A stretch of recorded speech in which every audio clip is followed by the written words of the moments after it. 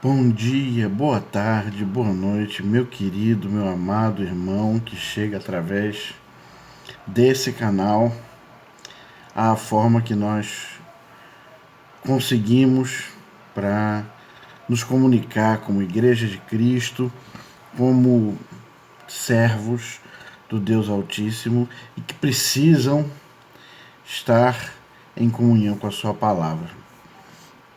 É um grande prazer ter aqui com você, estar aqui com vocês. É um grande prazer recebê-los. Se você é crente, Deus te abençoe. Se você ainda não é, que Deus te abençoe e que você seja um crente em Jesus Cristo. Nós ainda estamos nesse momento de isolamento social, nós ainda vivemos o problema da pandemia, nós ainda estamos tendo as nossas dificuldades. E é por isso que nós estamos engendrando essa maneira de não nos distanciarmos do ensino da palavra. E eu queria falar nessa oportunidade sobre a nossa identidade, sobre como a gente pode manter a nossa identidade cristã. E para isso, eu queria convidar você a abrir a sua Bíblia no livro de Atos, no livro dos Atos dos Apóstolos, no capítulo 2, somente o verso 42. Ele é muito explicativo e ele dá uma amostra da identidade da igreja cristã primitiva.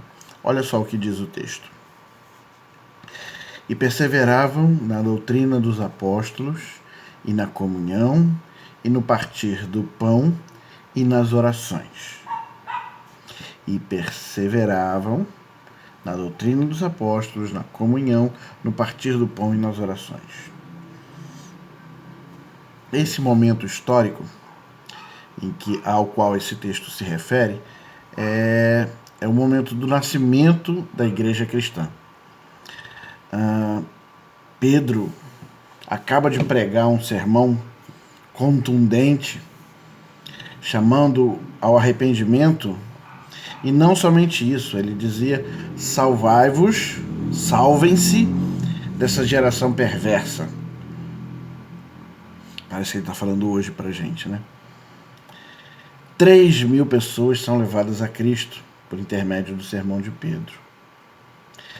E esse momento, eu gosto de pensar que ele não somente é o momento da gênese, do nascimento da Igreja de Cristo, mas também é um momento identitário. É um momento que marca a sua identidade. Na medida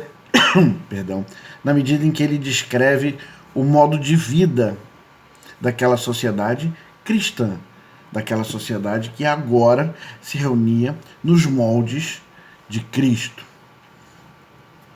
E na medida ainda que essa identidade ia caracterizar o sucesso, não sucesso material, mas a vida dessa comunidade, mesmo em meio às dificuldades. Então, o que é que a igreja primitiva pode nos ensinar a respeito da nossa identidade cristã? O que a igreja primitiva nos ensina que mantenha a nossa identidade cristã tanto inalterada quanto testemunhal e influenciadora? E é um texto curto e a gente vai olhar palavra por palavra, quase. Olha só, o texto começa assim: e perseveravam. Perseverar, queridos, traz duas ideias. Perseverar traz em si, em primeiro lugar, a ideia do esforço. Deus não nos chama para fazer algo muito fácil ou muito simples. As lutas são muito grandes e elas são contra inimigos os mais diversos, nós já sabemos disso. Mas não somente isso. A ideia de perseverar não somente traz a ideia de um único esforço, mas da continuidade desse esforço. Continuar não significa nada se a tarefa for muito simples, se a tarefa for muito fácil.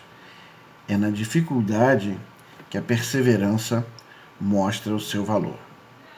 E aí, Lucas, na sua narrativa, continua dizendo que eles perseveravam no ensino dos apóstolos. Aprenda uma coisa, meu querido irmão, meu querido amigo.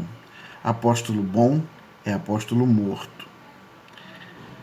Para se reivindicar o apostolado bíblico, não o que há hoje, era necessário um encontro real com Cristo. Inclusive o seguinte, antes ou depois da sua morte. Paulo, na sua primeira carta aos Coríntios, no capítulo 9, no verso 1, ele reivindica falando assim: eu não sou porventura livre, eu não sou porventura apóstolo, eu não via Jesus, o nosso Senhor. E aí, a autoridade do ensino dos apóstolos derivava justamente disso, deles terem vivido com Jesus Cristo, deles terem tido um encontro pessoal com Jesus Cristo. E aí o texto continua. Perseveravam no ensino dos apóstolos e na comunhão. Comunhão é simplesmente o desejo de convivência e de compartilhamento de vida. No nosso caso, vida para o Mestre. No contexto daquela igreja, da igreja primitiva, comunhão não queria dizer somente isso. Comunhão também poderia querer dizer que ela fazia um esforço, aquela igreja primitiva fazia um esforço para se manter, para ajudar, um esforço comum para ajudar os irmãos mais carentes.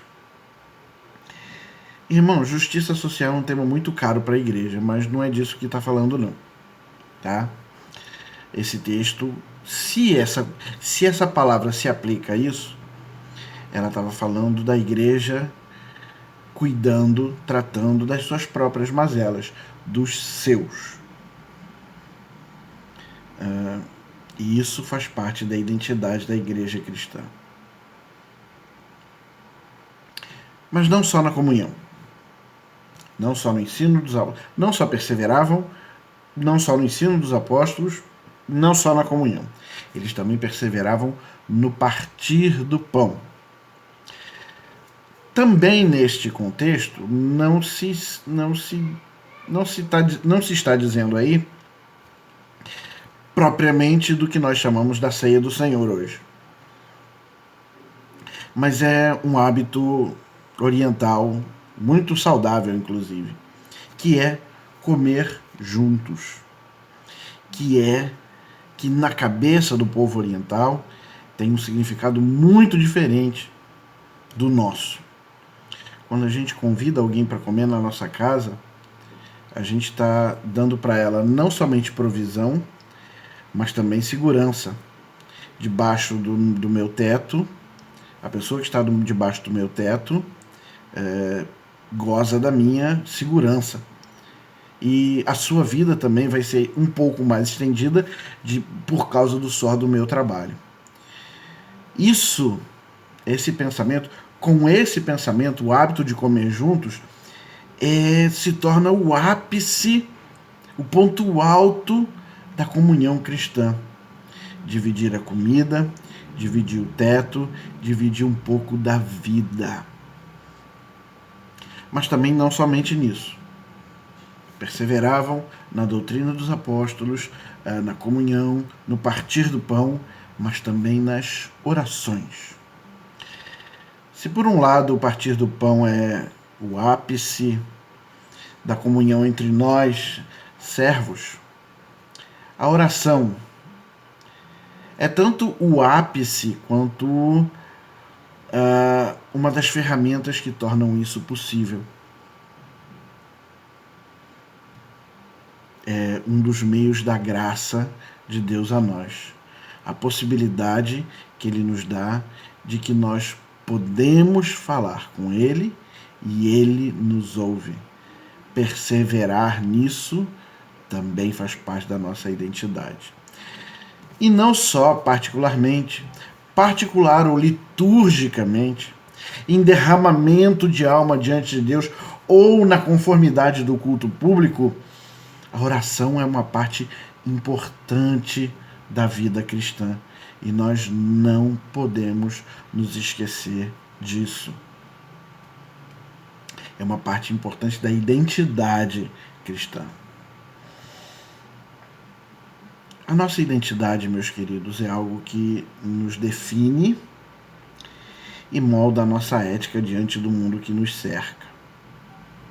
Nunca negocie, nunca esconda, nunca abdique da sua identidade e da maior marca visível e experimentável da sua existência, que é o amor. Jesus disse: nisto conhecerão que sois meus discípulos, amando-vos uns aos outros. O amor e a perseverança em todas essas áreas são marcas da identidade cristã, mesmo em meio a dificuldades, mesmo em meio à pandemia que nos cerca. Eu quero orar com você. Senhor Deus nosso, dono das nossas vidas, muito obrigado. Muito obrigado, Senhor, por quem Tu és. Muito obrigado, Senhor, porque a Tua existência trouxe à tona a nossa existência. E por isso nós Te louvamos. Muito obrigado, Senhor, porque a Tua graça e as Tuas misericórdias têm sido conosco. Muito obrigado, Senhor. Não nos cansaremos de dizer que apesar de estarmos separados fisicamente, nós estamos juntos pela união do Teu Espírito Santo. Muito obrigado, Senhor, por estarmos passando por esse momento difícil. Muito obrigado, Senhor, porque nós entendemos que sairemos melhores desse momento difícil. Muito obrigado pela Tua proteção e pela Tua direção nesses momentos difíceis. Senhor, mais uma vez Te pedimos, consola aqueles que estão com o coração enlutado por conta desse estado de coisas. Consola, Senhor, aqueles que precisam, conforta aqueles que necessitam do Teu Espírito Santo, do conforto que só o Teu Espírito Santo pode dar. Quanto a nós, Senhor, nós Te agradecemos mais uma vez pela Tua proteção e pela Tua direção e Te pedimos que a Tua graça, as Tuas misericórdias e o Teu perdão nunca faltem nas nossas vidas, porque somos pecadores, pecamos contra Ti e sabemos que isso nos afasta de Ti. Por isso Te imploramos, tem misericórdia de nós. Nós falamos contigo, Senhor, não porque mereçamos, não por conta de qualquer mérito nosso, mas fazemos isso em nome de Jesus. Amém. Meu querido, que Deus nos dê um restante de semana abençoado e abençoador.